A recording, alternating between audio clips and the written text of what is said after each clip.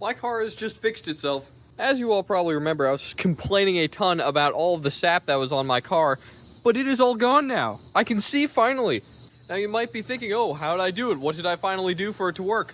Nothing. I did absolutely nothing. You see, this happened about 2 days ago, to be honest, and I just haven't caught up on it, but it decided to rain a lot. It was like a mini tsunami going on. So it apparently pressure blasted itself so much that it just took all of the sap off, so now we are perfectly fine.